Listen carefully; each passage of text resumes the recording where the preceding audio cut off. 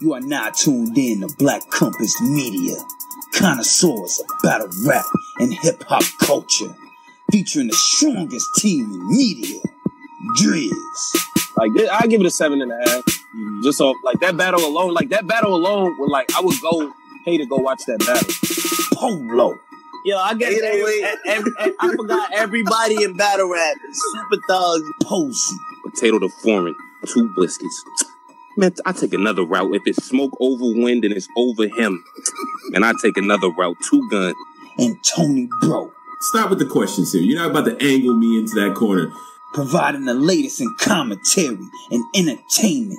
Goods he lost to. That's 6 losses. He beat Good. No, he did not beat Debatable. Good. No, he did Debatable. not beat Goods. That's a debatable. That's debatable. Like you never heard before. See, my name's Sirius Jones, see. I squirt the chrome, see. Your name Tay-Rock, see.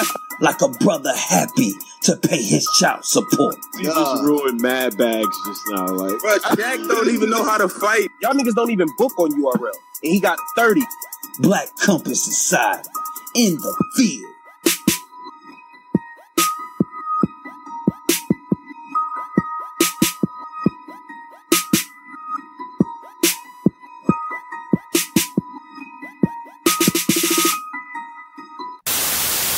Yo, what's going on out there, man? Everybody, Black Compass Radio, man. You know what I'm saying? We out here for another one right before 4th of July. You know what I'm saying? Probably one of the guys I want to talk to for a lot of different reasons, man. Straight out of the West Coast, man. Western Conference shit. I would say one of the guys leading the pack right now.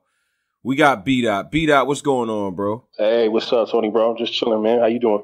Man, I'm all right, man. You know what? I'm anxious. I'm anxious heading into this weekend. You know what I'm saying? This weekend is significant for me in a lot of ways. You know what I'm saying? How you been, bro? I've been chilling, man. Same routine. You know, music grind, preparing for battle grind. You know, taking care of the family. Same shit, man. Same shit. So music grind and battle grind, right? Because you an artist that actively, you know what I'm saying? You actively work on your craft. You doing both simultaneously right now. Right. Yes, absolutely. Always.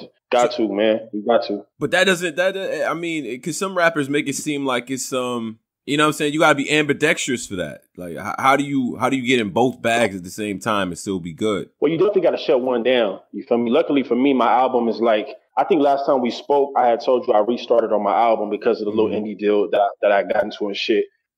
Interestingly enough, I'm trying to get out of the indie deal and I'm trying to wrap up my album. So I'm pretty much like 90% done. So I just put it on pause for a second. Like as soon as I know I had the battle, I just put it on pause and just made sure I got into battle mode.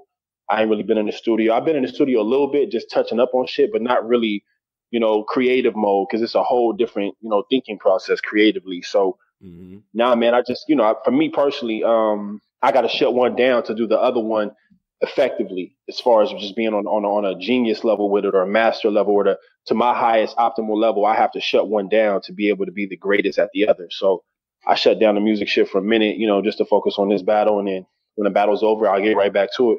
It's just pretty much what it's been for like the past couple of years, you know? Right. And I think for a lot of us, we get that mixed up that you guys actually work on these different projects and shit like that. Now, I want to get into this because I feel like this battle is very significant. But just your reaction on the whole initiation card. I mean, I know what Smack them trying to do. This is a West Coast, East Coast card to me, in my eyes. Low key. I'm gonna be honest. Yeah, low key. But low key. I want to get your perspective on this, though. Like how you feel about the card overall and battling again on the West? Yeah, I mean, the card is fire, first and foremost, man. A lot of credit has to go to KG. I think KG pretty much facilitates all of the West Coast shit, the traffic, the initiation. Of course, you know, the URL staff gets the credit for it, you know, because those are the names and the faces that we all know on that level. But really, it's KG's hard work, KG's phone calls, and his negotiation skills that he do to really make these battles really come to fruition. So big shout out to KG the Poet for making this shit crack. And as far as me being back on the platform and me battling, period, in general, you know, I'm excited as always. And y'all know me, I take battles that I feel have a purpose. So I'm always excited to have something to say. I'm always excited to do what I feel like I'm called to do in life in general, and that's use my artistry to speak truth to power. So I'm just excited and honored and privileged for another opportunity to do so. Right, and it's dope too, because I think after the last time that we seen you, you know what I mean, in the ring, last couple times, I mean, I feel like you're actually getting better, and that's scary because it's already pretty good. You know what I'm saying? So is it the thing where you go back and you look at the Verb battle, see what you were doing? I'm be honest, Emerson Kennedy put blood in your mouth. You know what I'm saying? Of course he did. Of course he did. Well, you know, it's with me, man.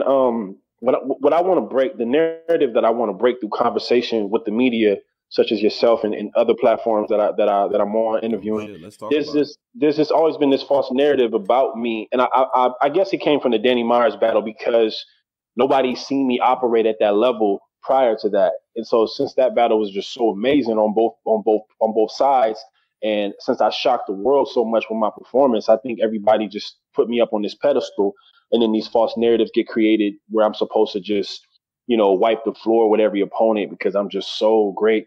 You know, sometimes guys have special moments. I felt like I had a special moment with Danny Myers. And then after that, all these false narratives started to be created within the culture where people are kind of diminishing other dudes' talent and skill set. Like, you know, like I was supposed to, after that battle, I was supposed to watch Cortez. I'm like, why? That's Cortez. I mean, He's been in the game for a minute. He's a vet.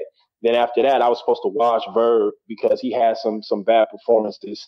And then, you know, when you fast forward to the EK joint, it's like, yo, EK is one of the better battle rappers, period. Like, if he was given the platform and the opportunity, he would be, I mean, I don't see him having any type of clear losses to any of the top dogs. Like, I feel like he would put blood in a lot of dudes' mouths. You know what I'm saying? So I feel like that personally, just because I respect thought process. You feel me? I respect strategy, and I respect conversation, and that's what he brings. You know what I'm saying? And I think that there's a lack in like believability.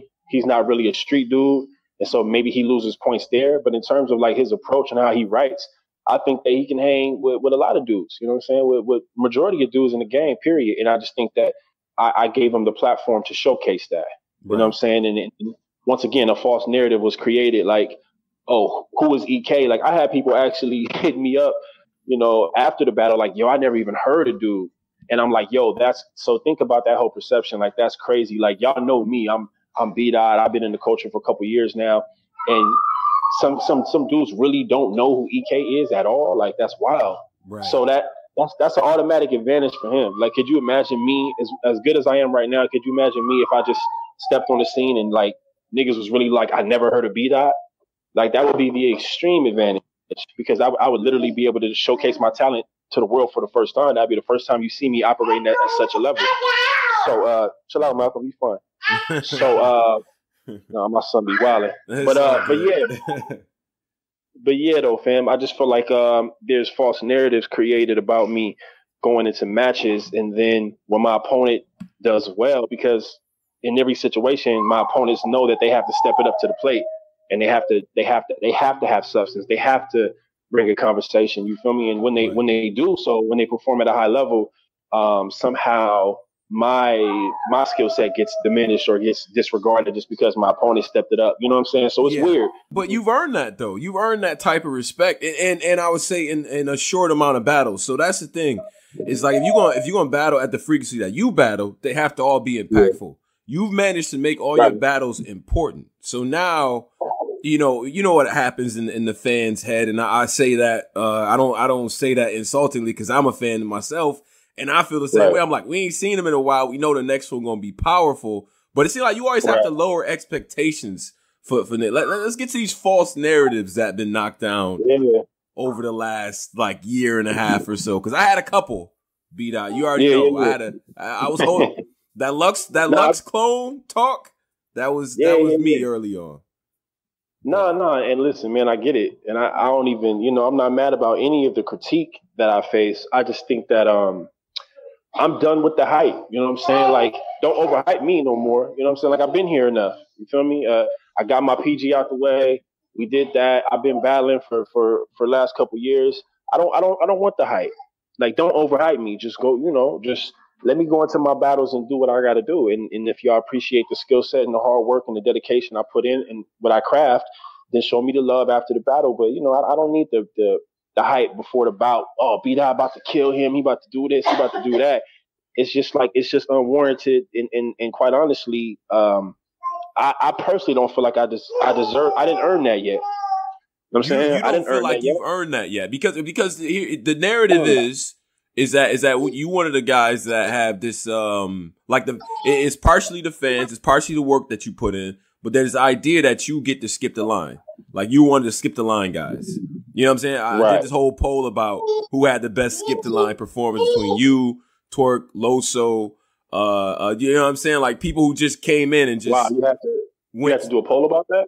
Facts. I did because I'm like, these are guys that to the culture, they don't feel like y'all did regular PGs or anything like that on URL. They feel like y'all kind of skipped the line.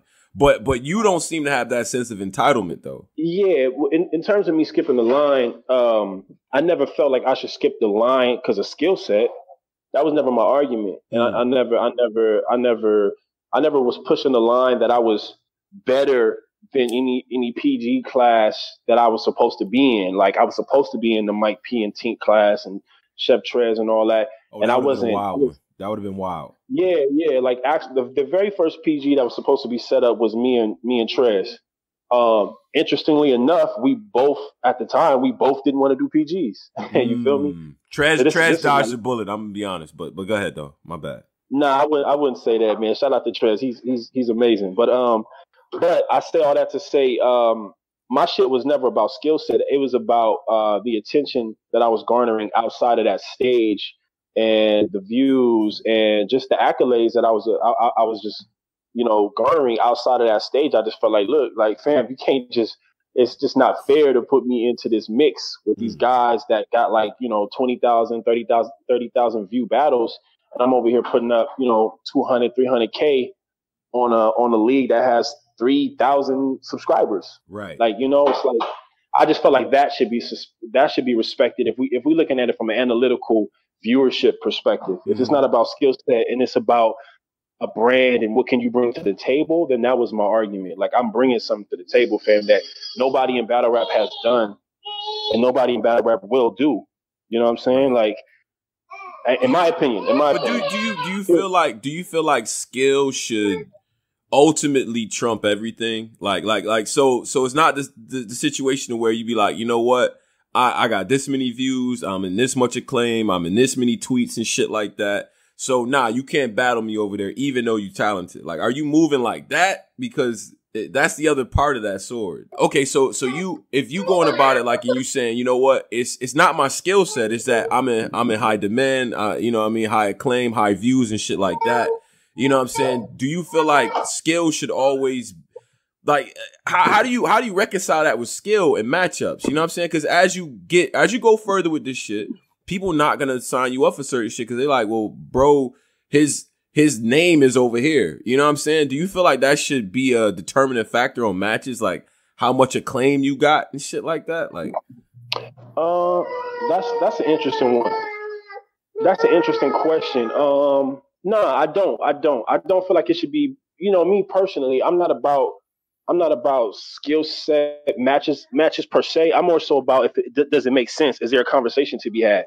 I mean, obviously, I like the battle with a purpose. So if you're asking me personally, I'm about conversations being made. You know what I'm saying? So if it's about conversations that could be made, then yeah, that's what I'm about. I'm about conversations that could be made and had. And so my thing is like, let's line people up that actually have some type of animosity, something to build upon, something that makes sense. You feel me? So so to answer your question, no, it's not really solely predicated upon skill set. Let's just set up matches that make sense. Right. Like Loso versus Scotty made no sense, right?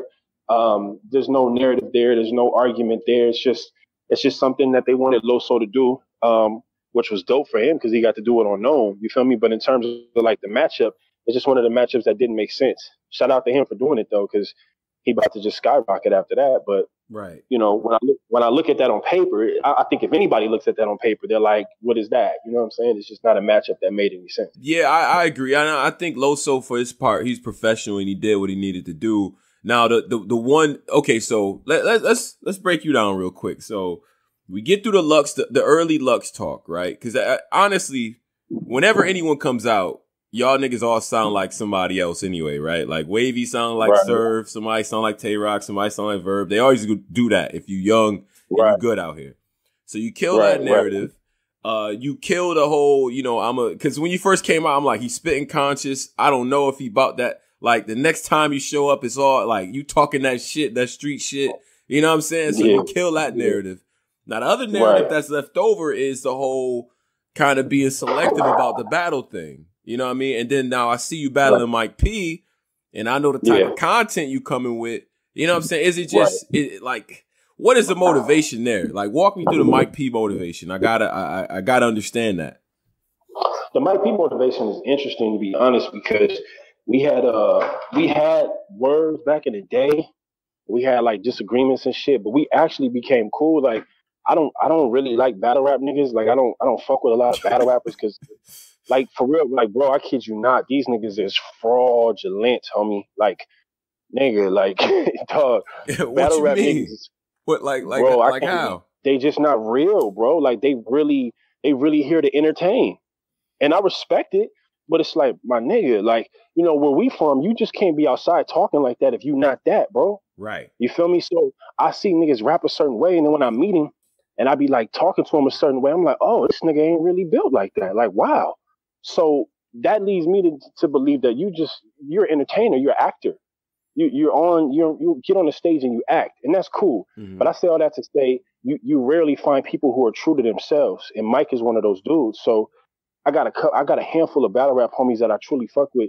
And actually, within the past year or so, me and Mike, we became cool and shit. Chopping it up on the phone, talking about our battles.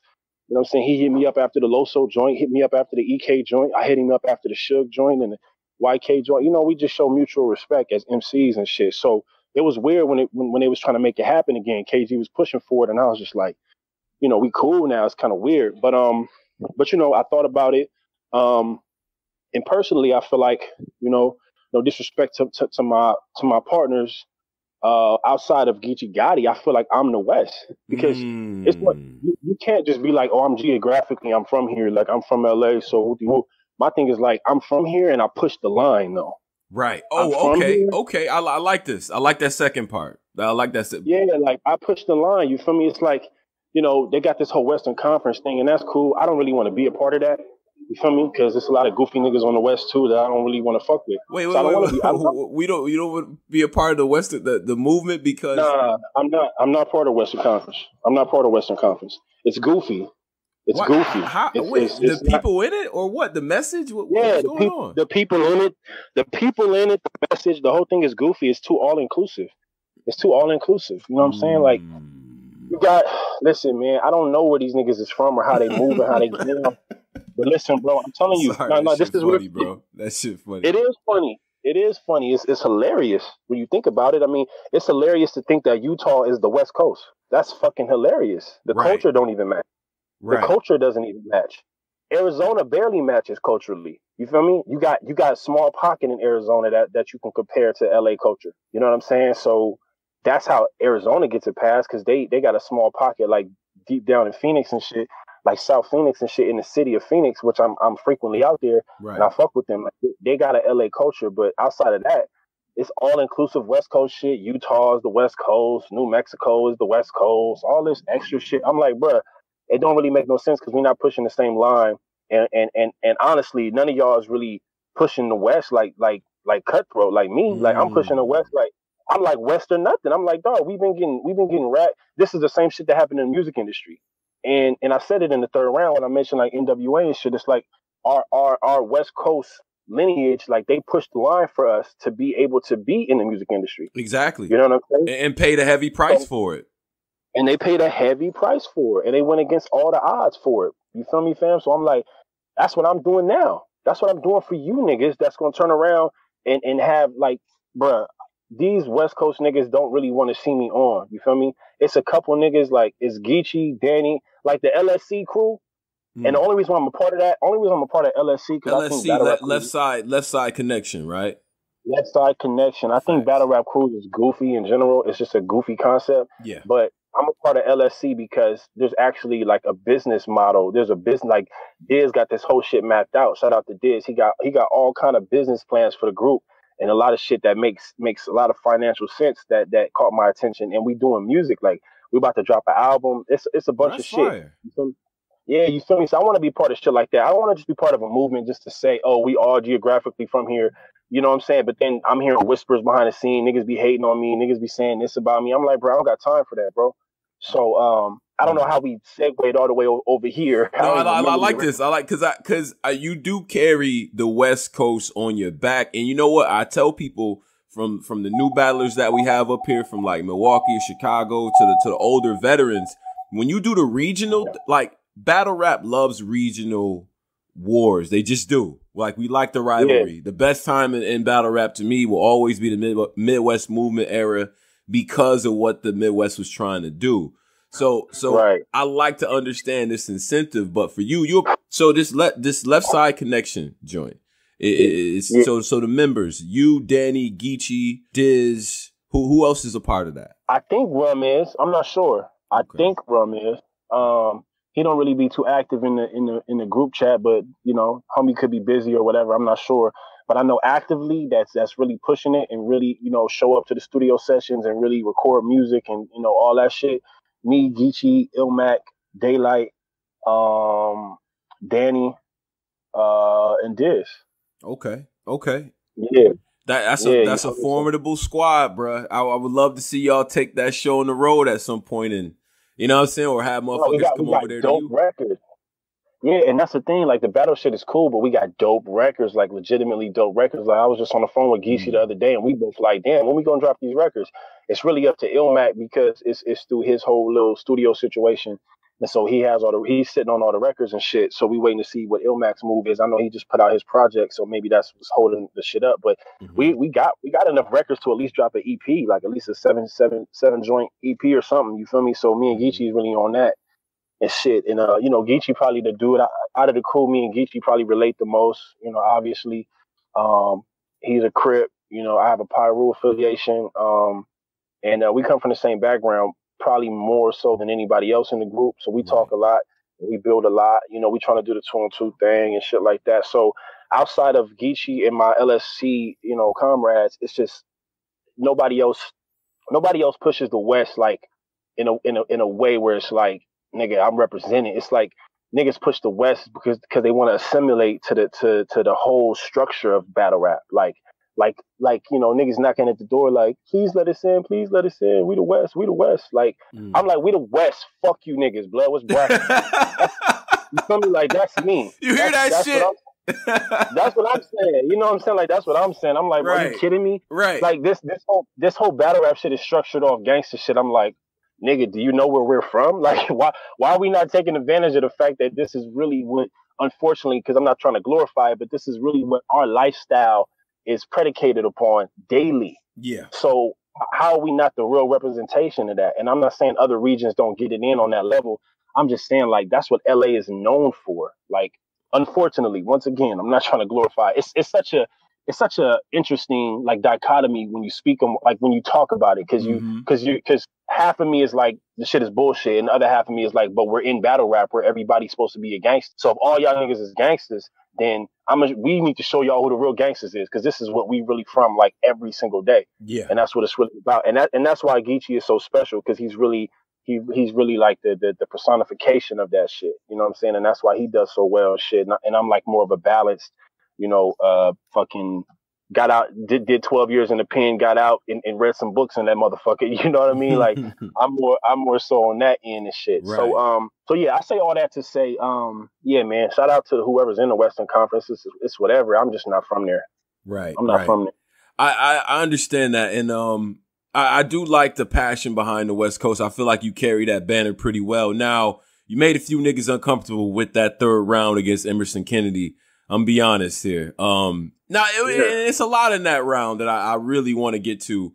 Cause you seem to throw a lot of critiques at battle rap, at the business of battle rap. And shout out to everybody that's in the live right now too. I'm gonna get to the hot seat, y'all. We gearing up right now. The business of battle rap and how this shit is put together. You kind of touched on that in the EK round. I thought that's what made it really powerful. Like, what is it about the business that is something that you want to change? The shit that you think is bullshit in it. You know what I'm saying? Like I just find it interesting that there's not an equal understanding of a battler understanding that he's 50% of what's going on. You know what I'm saying? It's like, okay, the league is providing a platform, but if you don't do what you do, then the league has nothing to produce. It's like, how does that work? You know, because I come from an industry background. Like, I grew up in the music industry. Like, my father been in the industry all my life. Like, I grew up seeing my father do deals and do paperwork and sign contracts and work with Easy, Dre, Suge, fucking Michael Jackson, all these people. I grew up like that. Like, I had that balance in my life from street shit to music, entertainment shit, business shit. Like, I grew up in it. So I'm looking at battle rappers like, dog, do you not understand that you're a brand, that you're a business within yourself? And you just get up here and you sign these contracts. And do you even know what the back end of the YouTube, you know, royalties and residuals is going to be at the very end of the day? Even if it's not to your benefit, do you even know though? Like, do you ask these questions? Like, you just sign contracts and then you get your little whatever, your little 2 or 3 racks, and that's cool. And then they sell out the venue at 1,300, 1,500 capacity at $100 a pop. Like, what? You know what I mean? Like, you don't think battlers are taking full advantage of the opportunity to understand the business, but the business, as a fan, the business pisses me off. I don't want to know certain shit, but now it's out in the open. So how is it advantageous to bring that shit to the forefront? Like, if you a battler, you putting that shit out there, it's like, now I don't get to see certain matchups. Because I just don't give a fuck. You know what I'm saying? Like, because I just don't give a fuck about, like, trying to be politically correct about it. It's like, bruh, you know what I'm saying? Like, if you have the opportunity to, okay, so like me, I'm always trying to speak truth to power. Right. So I care about my brothers. I care about my fellow battlers, if you will. I don't even want to consider myself a battle rapper, but in the conversation, for the conversation purposes, my fellow battle rappers, I'm like, dog, do y'all not see y'all star power? And not only, like, how are you just battle rapping? Like, you know, it's like you got a few dudes that really take advantage of the merchandising perspective when it comes to your brand. You know, you have a few dudes that understand that they need to make music as well and do other things and venture off. So I just hate to see, not only do I hate to see it, but I also hate when people try to impose that on me. Like I'm some young little 20-year-old, you know, just fresh off the stoop nigga. Like, I'm hungry for whatever little slice of pizza you're going to give me. Like, it's just that I know better than that. And I came in the game humbly, and I was talking on the phone with these league owners humbly at the beginning. And it's just like, over time of continuously trying to be played and people getting at you a certain way, like you don't have value and shit like that. That's what just started irking me. And then at a certain point, I was like, man, this shit is goofy. You know what I mean? Like, there's no way I'm finna let you niggas be letting niggas cancel their battles and tell them they can't do this and you can't do that. And I'm like, bro, I would never, because you're not writing my rhymes. You're not getting up there rapping with my conviction. You're not doing none of that. And you're not really gonna help me transcend battle rap either. You know what I'm saying? Like, you're not gonna try to help me. You're not gonna try to help push me to the next level.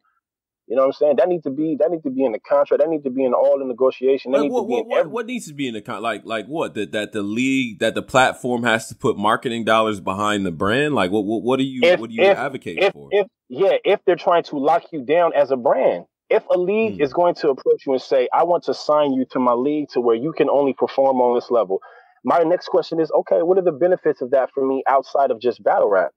Because now you're just marginalizing me. Like, what if I go on another platform and I have a big performance that leads to a different type of opportunity? True. So are you going to try to facilitate these different opportunities for me? Are you guaranteeing me that? Are you going to take me up to Funk Flex and let me get a freestyle in? Is that part of your complete agenda? But with these guarantees, though, come they come at a price, right? I mean, there's something on the back end that the company has to recoup back, I would think. Yeah, no, absolutely. But that's what I'm saying. A lifetime a commitment to battle on your league. That's how you recoup. I'm saying I'm giving you my talent. It's like signing to a label. I'm giving you my talent. What are you going to do for me? It can't just always be, see, I'm a person that can argue. It can't just always be about the platform and the viewership, because a person like me can always argue, listen, I've done bigger numbers on a smaller league. Like, what are we talking about here? Me and Danny Myers got whatever, 350,000 views. That's my highest viewed battle. I don't care about nobody trying to tell me, well, you and EK just dropped. It doesn't matter. The channel got over 800,000 subscribers, bro. Right. It doesn't matter if it just dropped. It should, if I'm this big deal in the culture, like some people think I am, then the view should have hit a different number then, right? Right. And here's an interesting argument. If I'm not a big thing in the culture, then what am I a big thing to? Because how am I able to do 300,000 views on a small league? Does that mean that I have a niche market that I cater to, that follows me? Like, what are we talking about here? You feel me? And then we get into a whole different conversation with people's perspective on, you know, URL being the NBA of battle rap, and then my argument being, you know what I'm saying? And that's cool. I don't knock that. But if that's this, then we need to have a whole different conversation about B Dot and his worth and his value. Okay. And that's because you battle test and because you have gotten views on other platforms and things like that. I get that. I understand it completely. Let's talk about the wins and losses though. The win-loss aspect. You think it's fair that somebody gets never won a battle. You've never. What do you mean you never won a battle? What do you I've never won a battle because I'm not battle rapping. What do you mean? I don't understand. I'm not battle rapping, bro. And if you think about it, I'm probably battle rapping for like a round and a half. Like the gun bars and the arbitrary, intricate entendres and all that shit. I probably do that for like a round and a half, and then I get to talking, and then I get to actually rapping, and then I get to displaying lyricism, which unfortunately is not battle rap to you guys. What you feel me? Whoa. It's not okay. It's not battle rap to you guys. What do you mean? It's not battle rap to you guys. Like, let's just be honest, because if it was, it would be more of a constant thing within the culture. And so when I do what I do, I'm not saying everybody. I'm not saying you. I'm saying generally speaking, the majority of the culture, majority of the fan base will tell you that I'm filler. The majority of the fan base will tell you that I'm 50. I do see that. Okay, and we see it the majority. We don't just see it here and there. It's the majority of the fan base. And so what we can conclude from that is to say, okay, well then that's not battle rap to them. It's just not bad. Like, rapping is not battle rap. But there's a directness though with this shit that I feel like people associate with that rather than you just jumping in the cipher. Like, why would we not just watch you in a cipher if we didn't want to? You know what I mean? Like, there's a breakdown aspect to this, right? Yeah, but I don't know the answer to that. It's weird to me. It's like, what are we talking about here? Because when I do what I do, the pushback is, oh, he ain't really. I mean, you got niggas actually saying that I didn't say nothing about EK in my third round. Yeah. That's how you know the game. Right. That's how you know the game is fucked up, because so your mind can't even grasp the fact that the whole, if I wasn't battling EK, I wouldn't have even been able to pull off the whole PG perspective. Like, is niggas that dumb? Like, are niggas really that dumb? It had to be EK, because the premise of the conversation was, my nigga, you're letting these niggas put you back into PG. PG for what? That was the whole, like, that's how I started the round. I wouldn't even be able to even lay that whole groundwork down if it wasn't EK.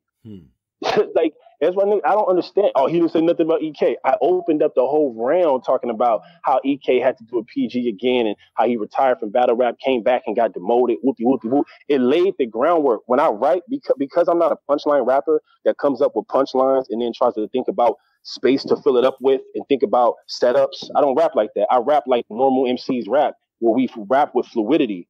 And we rap and then we think of the next line and the next line, and it builds. So when I came up with that shit, the premise was to attack EK about being a PG, and then everything else just fell in my lap because of the whole conversation I could have on a grander scheme of things.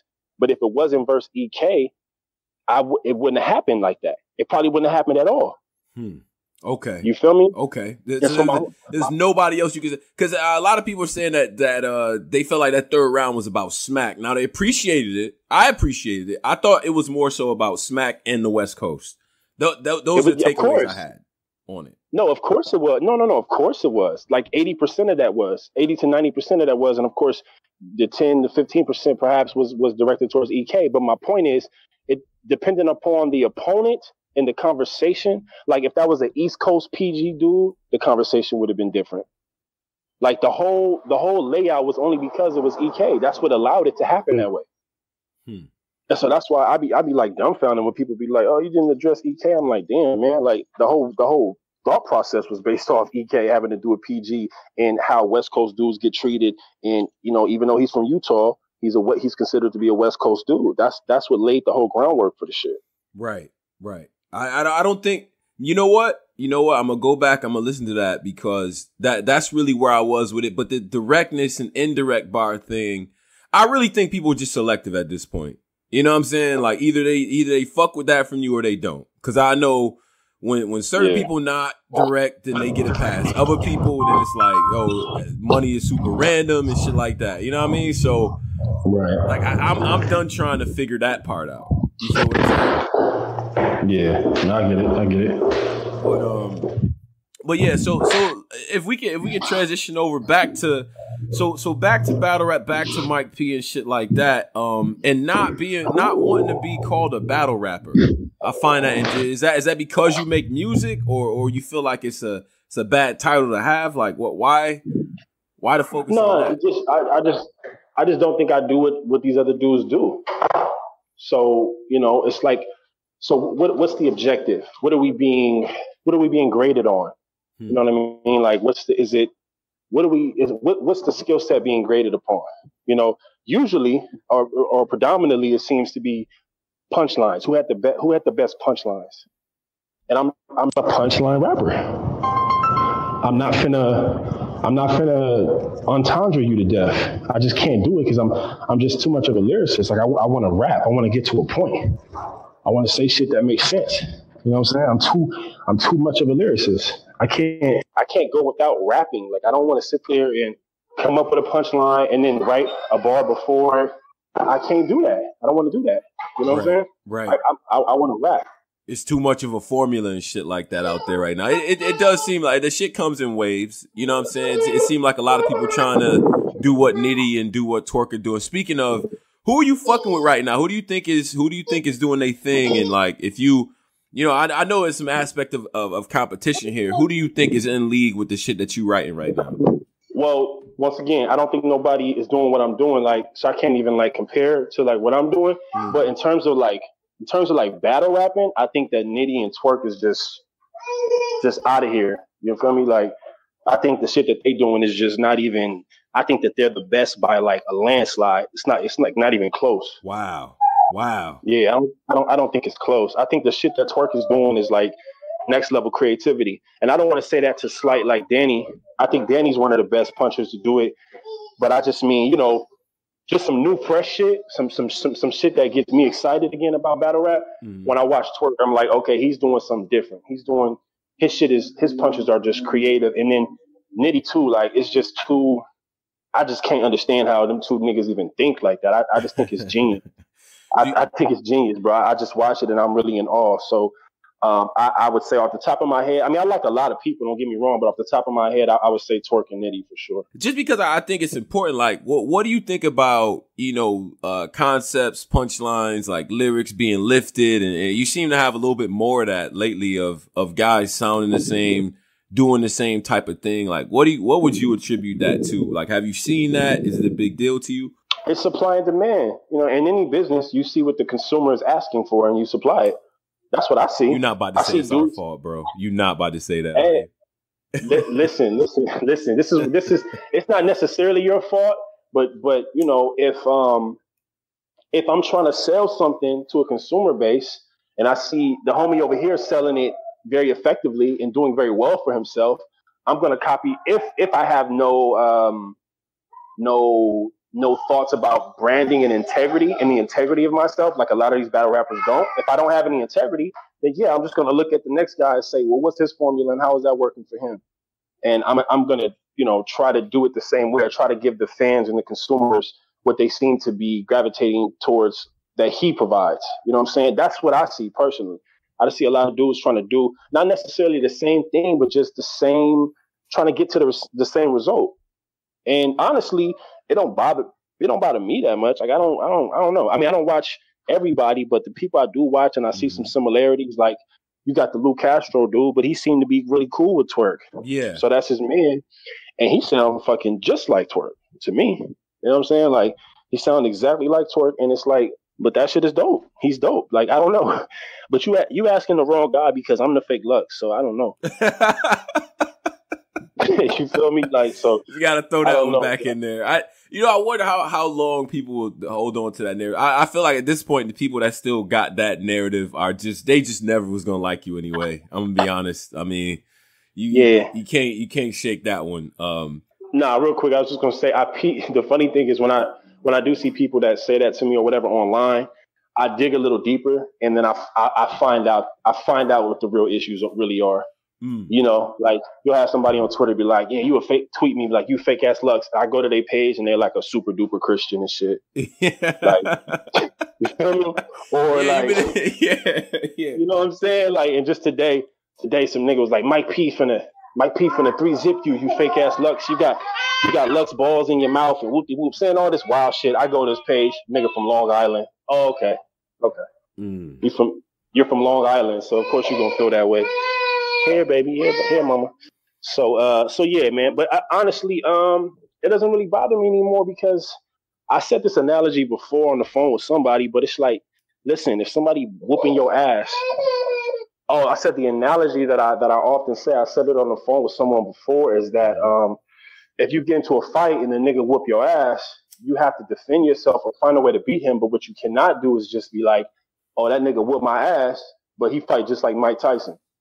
It's like, It's not going to work. Like it doesn't matter when you're in, like when Mike P's in the ring with me, all the fake Lux shit is not going to matter because I'm rapping in front of him. And that's what everybody finds out. You know what I'm saying? It doesn't matter. Like whatever, you know what I'm saying? You can get up there and have the dopest fake Lux angle in the world, but I still get a turn to rap. You feel me? So it's like, it's just kind of, at this point, it's just kind of relevant to the battle. It's good to conversate about it on Twitter, online, and make jokes and shit. But when we in that ring and we fighting, bro, that shit ain't gonna save you. Right. And you know what? And Mike P and because I heard the diss songs. I was fucking with the diss songs. I like the pre-battle songs and shit like that. Now Mike P and his joint, he called out a lot of shit. You know what I'm saying? Like he's saying that, you mad you ain't the focal point, and you know what I'm saying? You got this sense of entitlement and shit like that. He touched on some shit, Dot. He did. Let me ask you, now peep this. Let me ask you this. What did I say about Mike P?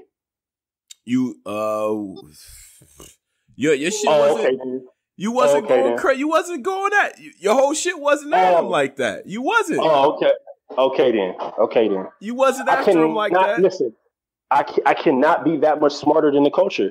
Like it really boggles me. Mm-hmm. It's really like I make these strategic moves and I sit back and I watch shit play out the exact way that I wanted to, and I'm like, wow, they didn't get it. Wow, that's crazy.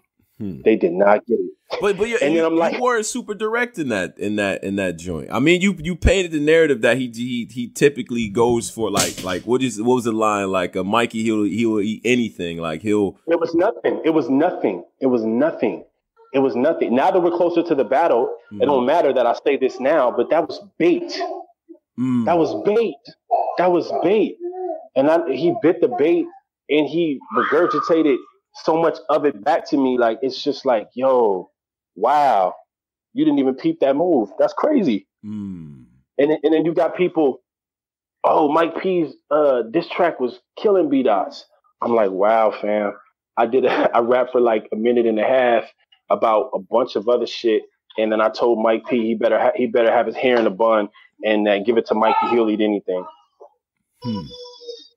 Just to see what type of response he would do that would indicate any type of perception that he has of me before the battle. Mm. So now we got the angle. So now we know the type. No, I've been had the angle. I just wanted to hear, since me and Mike is friends, I want to hear, okay, Mike, what don't you like about me? Give me somewhat of an indication. You feel me? Mm-hmm. Give me somewhat of an indication, because the round's been done. Malcolm, stop, hey, stop. The round's been done, really, but I just need an indication of just a mindset of where you're coming from. And so all that boils back into me just not giving a fuck about like what the fans got to say and shit, because I know it's a bigger picture. I mean, for anybody to really think my shit was a diss track and I like went in on him and all this shit, that's crazy. Like, I said a couple bars and that was it, and we wrapped it up and then we sent it out, and it was more so promotion and shit, you know, for the joint. Right. Oh man, are you serious? Man, having a time over here. That's my daughter right there. She be tripping. Yeah.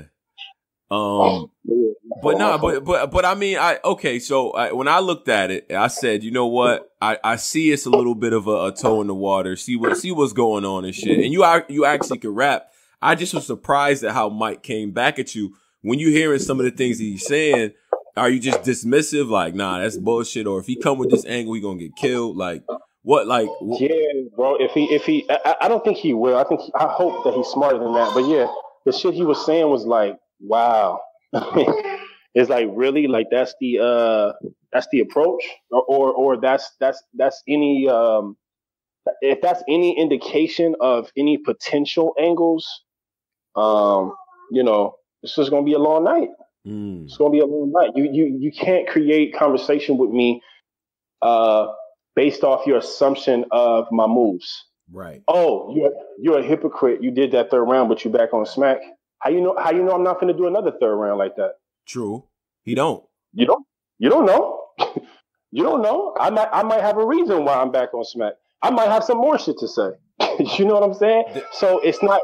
It's you can't have those type of perspectives unless you like for sure know, like, okay, you contradicted yourself, or you're a hypocrite because of this and that move.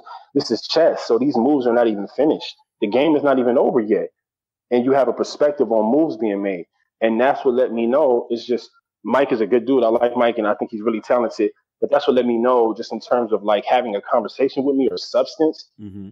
I'm not gonna say he can't do it, because I don't like to say that, but I highly doubt it. But we really got to see. We really got to see on Sunday if he's able to have some type of angles and some type of creative perspective on me, like an EK did or like a Cortez did. So I don't know, man. We'll just have to see. I don't so much worry about my opponents. I worry about what I do and making sure I'm on 110% anyway. So exactly. So we'll see. I just is the time like if we go with the time limits, man, because I'm not over the Verb shit, Dot. I'm not over it, bro. That battle is headed for classic territory if it's 3 minutes per. Yeah, that battle. Joint. So that's a wasted battle. That's a wasted battle, man. Facts. I think the two battles that I wish I never did was Daylight and the Verb joint. It was just pointless. Both of those battles is pointless. But yeah. I'm for this joint, I don't know. I mean, I don't know, man. I hope it's not a time issue. It's a lot to talk about, so I hope it's not a time issue. I'm definitely. You'll never. I don't care if my opponent raps for 10 minutes. You'll never hear me time somebody. I don't believe that anybody in the game besides maybe Disaster, Ilmac, I don't know, maybe Pat Stay, Mook. I don't believe Iron Solomon, maybe. I don't believe too many guys in the game have the capability to rap for that long and be that entertaining and have so much to say. So I personally it don't bother me if my opponent want to rap. You know what I'm saying? I feel like sooner or later he's going to fall off because he's just not built for that. It's like Mayweather versus McGregor. Mm-hmm. When you know somebody don't got the win for that shit. So me personally, I don't think Mike P has the win to be up there rapping for 6 or 7 minutes. And even if he did, I would let him rap. Mm-hmm. I'm not tripping. Right. It's all good. Right. You're not worried about that because your material is strong enough. Now, okay, so you've only had close battles, in my opinion. Yeah, the battles that besides the Daylight situation was, but between and I would even say between Core, Strict, you know what I'm saying, EK and Verb, I'm saying that those are close battles. And I see the narrative forming about you only having close battles. I've never won a battle. ever. Never. No, I'm not even being sarcastic. I have never won a battle, like, because I'm not battle rapping. Once again, so if anybody has me losing or has me in debatables, I'm like, that's cool, because I'm not even doing what you guys are asking me to do. Like, I'm not following the rules or following the structure. I'm just doing my own thing and, you know, getting the shit off my chest that I want to rap about. Because as far as I know, battle rap don't have no rules. Hip hop don't have no rules. Everybody don't have to be gangsta and everybody don't have to be conscious. We can have a balance. Right. So I'm a conscious battle rapper. So I get up there and I do the things and I say the things I want to do. You know what I'm saying? And they don't necessarily fit into the format of grading or giving points for a win or loss. So once again, I've never won a battle. It's interesting. I can see the comments now on this angle. I find it interesting. It's a different approach. If it allows the material to be original, I'm all for it. But I find this interesting because you're not saying it in a way like you look down on it. It's just more of, this is what I got a certain thing that I'm trying to accomplish in the ring. It doesn't really have anything to do with how people rank the battles or wins and losses and shit. You approaching this shit completely different. I find absolutely. And I said that from day one. You feel me? Like from day one, like the Danny, from all the way back to the strip joint, Danny joint. I've always said, like, I'm a conscious battle rapper. It's like if you go on Tidal or whatever, and you look for gangster rap, then that's what you're here for. But if you go look for gangster rap and you come across Talib Kweli or Common, you're going to be like, this is trash. So it's the same thing in battle rap. Battle rap is about being violent, you know, being aggressive and just destroying your opponent no matter what, no holds barred. And here I am coming in with aggression, with that same format, but just thought provoking. Right. You know what I'm saying? So I don't think that my shit is ever to be scored correctly because I'm not actually playing the same game. All right, I'm gonna go left just real quick. Because I had this debate because I listened to a lot of I don't know what it is about the West lately for like the last 2-3 years, but y'all been making some of the best albums. I've been like, between what TDE is doing, Nipsey and YG and all them, Mozzie, I'm fucking with what's going on right now. Now, I want to ask you about classic, or just comparisons with West Coast and shit like that. Good Kid, Mad City, or the documentary by The Game. What's up? Good Kid, Mad City, by far. By far. By far. Wow. Yeah, by far for me personally. And both of them touched on aspects of my life. When documentary dropped, it was my freshman year in college. I had just my freshman year in college and shit. And nostalgia. I was like, yeah, you feel me? And the reason why I fucked with it so tough, you know, because obviously Game is a B-dog. He Pyro and shit. And my freshman year in college, I was like the only B-dog on the team. It was like two or three Crip dudes, and we used to always get into it. Arguments, damn near fights and shit. They would have to break it up. So I just remember playing that shit like that shit was like my soundtrack. Right. You feel me? Like that.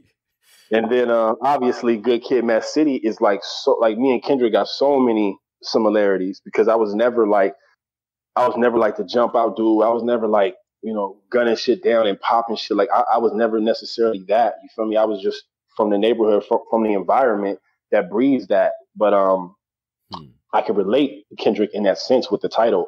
So in terms of the content and also just sonically, I just feel like Good Kid, Mad City was a for me personally, I related to the content a little bit better, and I just think sonically it was a more well-rounded album. Right. And I mean, between now what he did with Damn, winning the Pulitzer and shit like that, like is Kendrick getting into that? Is he top 5 for you? Top 3 out the West? Like what's Well, I want to get a sense of what you fucking with musically. Yeah, definitely. You know, I'm that's when people ask me like what type of music I make, I tell them like I'm a fusion of Kendrick and Cole, like honestly. So you're asking me about literally like my favorite rapper and the homie. Like I know Kendrick like personally, like a friend of mine. Ain't spoke to him in years. I'm gonna keep it a buck because he's Kendrick now. But you feel me? Like, yeah, we used to do records back in the day. You know, that's the homie and shit. So yeah. I relate to him more as a person, so his content resonates with me more. The same way I'll always say Tupac is just the greatest rapper of all time for me personally, because of the content. You know, I'm not saying he's the best lyricist or the best technically sound rapper, but the content. So same thing with Kendrick. I definitely got Kendrick in my top 5, top 3 on the West. That would be something I would have to sit down and think about. Right. Because late 80s, early 90s Q. Yeah, man, I was about to say Q was the blueprint for a lot of shit, back-to-back classics. Man. You know what I mean? Like, I still listen to America's Most Wanted. Like, I that's like, he's saying the shit that I rap about in these rounds. Like, he was really on some pro-black militant shit. Like, people don't understand he was really with that shit. You feel like that style of hip hop is coming back? Like, do you feel like that lyricism is coming back and shit? I just listened to the J-Rock Project, which I can't get enough of. What do you think about those narratives and shit like that? And I feel like it's interesting. It's coming out of the West. So for me as an East Coast dude. You mean like aggressive conscious music? Like like does it seem like a shift in your opinion? It's a shift. The whole world is shifting. You feel me? I think everything is shifting. I think culture is shifting. I think everybody's just had enough, man. This shit is affecting too many people. The shit that's happening in this country it's always been a black issue, but now it's everybody's issue because it's just affecting too many people, man. I think the whole culture is shifting. And so I think that the fan bases who are predominantly white, for the most part, are starting to predominantly white and liberal, let me say that, are starting to appreciate the content. You know, of course, they still love the shit that they love, the bitch drop it low, shake that ass, whoop whoop, all that shit. Right. But I think as the shit is playing out in the world, I think they're just more receptive to it. I think they're more understanding to our plight and what we need to get out. You know, the conversations that we need to have as a people. And I just think that they're rocking with it now, which is making guys, you know, more susceptible to do that now. Like in the booth, like when they're creating the album, when they're being creative, they're like, yo, I can actually talk about some things now because Kendrick kicked down the door, J. Cole kicked down the door, you know, so it's just a different time. You feel me? So it's a perfect time for artists like myself. It's definitely dope to see that people expand their content in those directions. But I mean, just politically, the bullshit that's going on, man. I'm just trying to escape the apathy. You know, I'm real civic minded and shit like that. I think me and you have slightly different ideas on what could help. You know what I'm saying? Right. I'm very much an advocate of getting into your civics and your local elections and shit like that. But I see what's going on in terms of, it just seemed like we getting soft, beat out. I'm gonna be honest, man. Like, I'm not an advocate of violence, bro, but it's just the fact that it seemed like our culture, our people letting so much shit slide, bro. It's fucking with me, man. I agree with that. I think the brothers got fear of the system and shit that they can't get away with. Like, I almost, as much as I love Hov and as much as I love that line that he said on the Drake joint, right? I thought it was a bit irresponsible. Streets is dead. That's what you're talking about. Yeah. I thought it was a bit inflammatory and a little bit irresponsible. You feel me? Because How come? Is he not right? I mean, y'all let Zimmerman live. No. He's right. Yeah. He's right. He's right. But we're not in a position to protect ourselves systematically yet. So it's like you're inciting something for brothers to do where they could just potentially just throw it all away. You know what I'm saying? Like without these systems designed for us to get off the way that white folks get off and shit like that. You feel me? That's why white people do the things they do. And that's why white cops do the things they do. Because there's not a fear of the system. They know at the end of the day, even if I have to defend myself in some bullshit excuse of a way to shoot this black man down, and once I get into the court system, I know that I'm going to be able to defend myself. You feel me? And black people know that that's not the case for us. So while we may seem passive or whatever, I just think it's more so brothers is afraid of the system. So unfortunately, they're willing to go put in work on the next homie over some blood shit, some crip shit, some money shit, whatever, because they're not fearing the politics of the streets. Like, they know that they can shoot somebody down and get away with that whoopty. But they know if they kill a cop or if they kill somebody in the system or whatever, they know that the system is against them and they can't really fight that on that type of level. That's my personal. I tend to agree. Do you think there's a missing leadership? You know what I'm saying? Because the celebrities piss me off. I'm gonna be honest. I think there's a missing organization, bro. And people have to be unapologetic about organizing and being, and that's the thing. People are so afraid to be pro-black, but you have to be in this scenario. Like if you truly want justice and you truly want this shit to change, you have to align yourself with some type of foundation or some type of organization that stands for that. You cannot play this passive bullshit liberal democratic game that a lot of black people fall for. Like you can't do it. We can't do it anymore. We have to align ourselves. But a lot of organizations is just like, as soon as they get big, they all, like, you find out later that they did this shit all for notoriety. They did this shit all for likes. And we know that being out there, like, I done been out there and shit and arrested and all the crazy shit in college and all that. Like, that's just not fun. You see what I'm saying? No, but how can you trust the organizations when it seemed like the highest bidder, now they in the pocket? Like how do you do that? Well, you got to find the right ones, and by finding the right ones, you got to find the right ones that's talking about an economic plan. Like you got to find the right ones that are talking about the shit you was talking about earlier, like your civil shit, your local elections. You know, approaching the shit like municipally, like from that perspective. And you got to find the ones that are trying to buy land and own cities and really restart Black Wall Street. Like that's how we become sovereign. That's how we become a nation within a nation and do those types of things. It's not about like the old school way. That shit didn't work. Brandishing guns, walking around, protecting the community with rifles and shit like the Black Panthers did. That shit was dope. That was some G shit, but it's just not going to work like that. The shit needs to be more systemic. It needs to be more thought out and more economic. So you have to align yourself with organizations that are about that and unapologetically about that. Unapologetically like Black and telling you this is for Black people only. This is for our communities and this is for us. Once you start playing the game of like trying to balance it out and, oh, you know, it's all good. We fuck with white people and we do this. Once you start playing them type of games, that's when you open up the floodgates to just opinions from others that don't go through what we go through and what we experience. Right. Since it's a Black experience, it needs to be Black solutions from Black people. Period. Right. You feel me? So yeah, I mean, I know a lot of organizations that are on that type time. You know, it just depends on who you trying to get down with and who you trust. And, you know, and that's a big issue within Black communities. We have a hard time trusting each other, and I get that.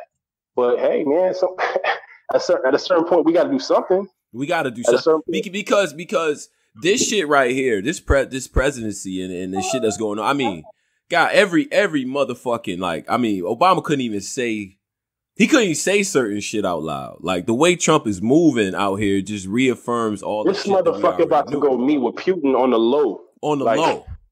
On the low. Like no, like nigga, we finna talk one-on-one with nobody in the room. It's the wildest, it's like the wildest presidential meeting in fucking history of the United States of America. It's wild, bro. Like the concept is wild. Right. Like it's to me, it is what it is until this motherfucker get out of office. I don't think there's nothing we could do on that scale of things politically until he get out of office. Like that's just about it. We just got to make sure this motherfucker don't get reelected. And more importantly, in my opinion, I don't give a fuck about who's in office. To be honest, we still got to do what we got to do on the ground.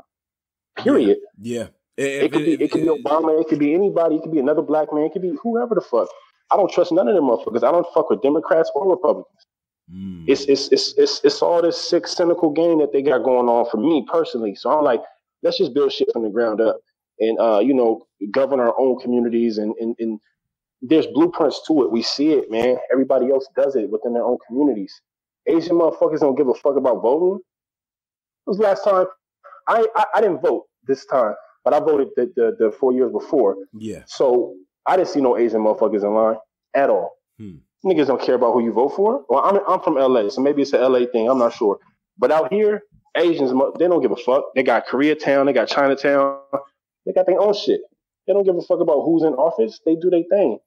So I just think that we can follow those type of blueprints as a people. We have the biggest spending power. You know what I'm saying? We if we really buckle down on it from an economic standpoint, we could really get it done. Yeah. But as you say, it's about trust and leadership, and it's about a lot of things that we have issues within our own selves, and I get that. So it's a lot to work through, but we got to start, bro. Right. You have to start somewhere. I've been tapping into the conscious community every now and again. I was a little bit disenchanted with the shit because I always felt like it was a lot of ideas, a lot of proselytizing, a lot of theories, but it was not much action. Is it still do you still have an affiliation with like Brother Polite? Are you still following the kind of the ideas coming out of, you know, him and that whole movement and things like that. Like what is your perspective on that? Just with everything that's going on now, you know what I'm saying? Like, do you feel like it's more needed? Like, you know what I'm saying? Cause I see a lot of people actually talking about that, you know what I'm saying? And things. I hate when black men get in position of leadership and we just, the natural instinct is for us to tear him down. But he has said a lot of shit that has kind of caught people the wrong way. So I wonder if you still follow him and shit. You know what I mean? Yeah. Well, P Polite is like a brother of mine. You feel me? So my view on him is more like personal. Like, I done been to his house. He done treated me and my wife with nothing but respect. My children, you know what I mean? So it's like more like a brother level. But I don't agree with like a lot of the stuff he say. And I also don't agree with a lot of the stuff that a lot of dudes in the conscious community say. Anyways, you feel me? And so I think that whole thought process of following somebody, right, or being a part of one person's movement, that's religious, and that's another problem. Like, why would we come up out of religion or come up out of those type of different paradigms just to jump right into another one? You feel me? So me personally, yeah. Do I still love him and respect him and you know, look at him like a brother? Yeah, we talk every now and then, maybe like once every couple months. But in terms of following him and shit like that, I would argue that I never really did. You know what I'm saying? That's the problem with the conscious community. Everybody wants to, like, you know, with this whole leadership shit.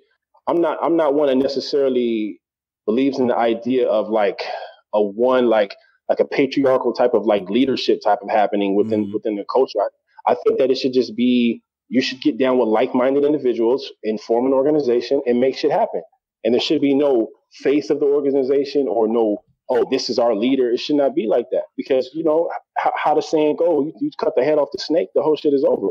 You feel me? So that's a fact. I personally, you know what I'm saying? So no, shout out to P, shout out to a lot of dudes in the conscious community that do their thing.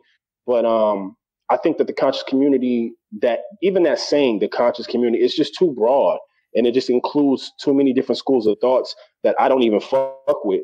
You feel me? So it's like, it does seem monolithic, and that was the one thing, is like, you know what I'm saying, I'm very you know, conscious and stuff like that, and I'm very to the left and things like that. But what I will say, the people who talking that economic empowerment shit the best are black conservatives, man. They just are. I for whatever reason, when it comes time to put pen to paper and figure out what needs to be done from an entrepreneurial standpoint and owning and wealth and sustainment and shit like that, I'm learning more from that community than, you know what I'm saying, what's native to me. You know what I'm saying? And some of they shit really don't jive for me socially either.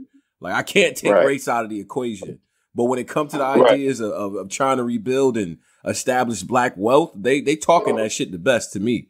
You know what I mean? No, you know, and I get that, like a Candace Owens and that whole vibe. Like, I get it, but once again, I'm not comfortable unless we're talking about some type of approach that's unapologetically black and culturally black. And when I say black, that's synonymous for me. That's synonymous with African. So if it's not that approach for me, then I'm still a little skeptical, because I don't really know what the true agenda is. Because if the agenda is assimilation into Western society, or, you know, this country in the way that it is, I'm not assimilating with no country that can't even apologize for what they did to our ancestors and try to set the whole shit straight by some form of reparations. I'm not talking about a check for every black person, but some type of form of reparations within these communities that never got a good start. And as a result, as a residual effect, you get brothers that never get to be nothing in life, and sisters that never get to be nothing in life, end up pregnant at 12, 13, 14. Brothers end up banging, you know, getting shot up, shooting somebody, being on drugs, all because the country didn't give a fuck about those communities in the beginning. Right. So if you're not going to rectify that problem, then, you know, a lot of that shit does sound good. I trust me, I dig it. But if you're not going to go back and rectify those problems and admit that America is trash, that's the problem. It's like this black, you're black and you're proud to be an American. I'm like, for what?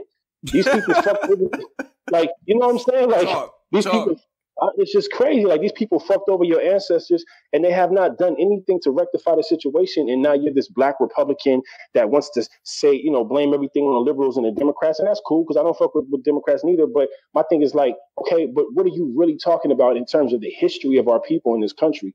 And are you really trying to rectify that? Like, let me see you come into these downtrodden communities and neighborhoods that never got a good start. Let me see you clean this shit the fuck up. Let me see you fund these schools and fund these programs for these inner city kids to get them out of the street and get them out of the hood and get them out of, you know, the school to prison pipeline. Let me see you change that, and then I'll fuck with you. Other than that, you know, you're just talking about little Band-Aid shit, trying to fix this and fix that for the black communities, but you're not even trying to go back to the foundation of what put it all in place. Right. So right. until they start having those conversations, man, I'm still like, fuck them. And I used to hate the little photo op shit because I was a teacher for a while, and you know, I was an Upward Bound as a part of trio programs and stuff like that, and they used to love they photo ops and shit. And I'm like, bro, we gotta go back to class because we gotta, you know, I got a whole test ready for them, like, you know what I'm saying? Like we don't got no time to be smiling, yeah, like all this smiling and shit. They like, Tone, why you so serious? I'm like, yo, this is the front lines right here. You know what I'm saying? So I appreciate you digging into that bag and all that. You know what I'm saying? You just lost all your viewership right now because we talking about some real shit. Hey, I don't give a fuck. Yo. I bet. I just making sure. Listen, sometimes, you know what I'm saying? You give them what they want, you give them what they need. You know what I'm saying? So, hey. That's exactly how I approach my battles. I feel that. hey, we got the same agenda. I appreciate it and shit like that, bro. You know what I'm saying? And I think it's important for you, especially because you actually got some shit to say up there. Niggas want to see you battle, and you're not battling all the time. So it's always fresh content. But I will say, don't sleep on Mike, man. I don't know. I don't think you're sleeping. I'm not. I mean, if you peep any of my interviews or anything I said about Mike, I say that he's exceptional, and I say that he doesn't get the just due that he deserves, and I say that he's a hell of an MC. In fact, I think he's one of the best, like, pure rappers in the sport, along with myself. So, you know, the respect is there, man. I'm definitely not sleeping on him. In fact, you know, I said this in a tweet, I think, but like my preparation for him in terms of how much I respect him and what he do is on the same level as I did, you know, when I prepared for Danny Myers. You know what I mean? Like everybody else, I knew like they just cannot rap better than me. Right. You know what I'm saying? But Mike is a really good rapper, and I prefer that, and that's what I like listening to when I watch battles, and that's what he does. So nah, man, I'm definitely not sleeping. That's the last thing I would do. No doubt, bro. And before you get up out of here and shit like that, I like to give a little time to, you know what I mean, promote the social media, the Instagram, the new projects and shit like that you got out, you know what I mean? All of that, you know what I mean, for the audience. Yeah, appreciate it. Appreciate it, man. I think every time we talk, I talk about an album or some music coming. So yeah, right. that shit getting redundant, but I promise you it is coming. I just got a little situation I got to handle on the business end. But check me out on Twitter and on Instagram at b.thegod. There's underscores between the words. So B_DOT_THE_GOD. That's on Twitter and that's on the gram. So yeah, just follow me. You know, I'm pretty active. I be going on and off on Twitter, but I'm pretty active on both, on Twitter and the gram. So I fuck with the fans, and I be chopping it up and shit. I ain't like no uppity ass nigga trying to act better than nobody for me. So I fuck with everybody. So follow me on there and holler at me. It's all good. And if Doc cleans you up in the Twitter debates, like, don't be deleting your shit. Me and him both hate that, man. He be cleaning y'all. Like, I hate when they, you know what I'm saying? Like, they want to debate you on some politics. You clean them up and they delete it, man. B-Dot not gonna delete it, man. You know what I'm saying? Oh no, not at all. Not at all, bro. I be loving that shit, man. I like to learn this shit. So if somebody can teach me something, or you feel me, I'm all for that. I ain't deleting shit, bro. I got on that motherfucker, man. I seen you throttling some white boy. I'm like, damn, this nigga don't got a chance. Like, he was getting fucked up. Like, yeah, I don't even know why they be fucking with me, bro. I don't know why. I don't know why they be fucking with me, man. My wife would tell you, like, I'm the great debater, bro. Like, I just love to fucking argue and shit. So I don't even know why people be fucking with me. Like, that's my shit. Word. It's all good. Oh yeah, wait. Last thing before you go. So LeBron now. So What? Yo. Hold up. First of all, I don't like that laugh. I don't like the laugh you just did, bro. Yo, what the fuck is going on in LA right now, bro? Like, what's up, man? We loving this shit. We loving this shit, man. It's funny, man, because I was chopping it up with some people on Facebook. I ain't even gonna front, man. Like, when you're a Kobe diehard fan, it forced you to be somewhat of a LeBron hater. And you know, I always love LeBron, you know, on and off the court. I think, especially off the court, I think he's just a dope dude, period. But as a Kobe fan, I was forced to hate. And I was forced to, it's you know awkward. what I'm saying? I was forced, it's awkward. Hey, this is the post I put up, though. I said on Facebook, I was like, look, all you LeBron fans that hated the Lakers because of us Kobe fans, you guys are in a very awkward position. Shit weird. Because they instead of just hating Kobe, they'd be like, fuck the Lakers. You feel me? They'd be like, fuck the Lakers. LeBron is better than Kobe. So now he a Laker. Now he a Laker. You know what I'm saying? So I never said fuck LeBron. I would just always argue that Kobe was a tad bit better technically, and just, you know, all kind of like little intangibles, footwork and shit like that. But no, man, we definitely happy to have him. You feel me? The city is on fire. The traffic is about to suck. I'll tell you that. Listen, that traffic now. Okay, it's already impossible to get. I don't even know how y'all do it out there and shit. Like, and I'm crazy, in the Northeast, and traffic is a mess. But this LA shit is different. Now LeBron out there. God, what? Man, it's about to be crazy, bro. And I wasn't even trying to fuck with no Laker games, man. I ain't went to a Laker game in years, but I'm gonna have to fuck with a couple this season, bro. So it's gonna be lit, man. We're not even tripping off, you know, how well they do. I just think it's just for entertainment purposes to watch LeBron James play in the purple and gold is just dope for us, man. So we looking forward to it for sure. Man, if you on the East Coast, man, whew. If you East Coast team, you got to be like, okay, well, I guess everyone is over on the West now. Like, just all the stars. Oh, yeah. They got a clear lane, man. If the Celtics don't make it, that's crazy because they got a clear lane. It's like nobody in the Celtics way. Like the Celtics for sure be in the Eastern the Eastern Finals team to represent the East in the finals, man. It shouldn't even be like no debate on that. Right. Very, very easily, man. Shout out to Tatum. But now I just wanted to get that. I wanted to you know what I'm saying, get your perspective on that and shit like that. I'm Dot really support you up here and shit like that. Everybody definitely does. We looking forward to the work and all that. You know what I'm saying? And I would just say stay positive, stay true to what you're doing. Obviously, what you're doing is working. You know what I'm saying? You don't got to operate how everybody else is. But, you know, we going to hold you accountable up here. You know what I mean? Absolutely. Hey, and I know you will for sure. Oh, that's a fact. I done heard a couple of times. So I've been like, man, this nigga Tony, my nigga. Like, I done heard a couple of times, but you know what? You know, that's dope that you do that because we cool, but you still objective about my shit. And I appreciate that you're not just biased because we cool and just trying to tell me I did well. Like, nah, let me know. I feel that. I respect that, bro. Always. That's a fact. It's when the apathy sets in when you would have to be like, well, damn, okay. Like, I guess the nigga don't fuck with me. But nah, we invested, man. I fuck with your work and until that time, man, be safe.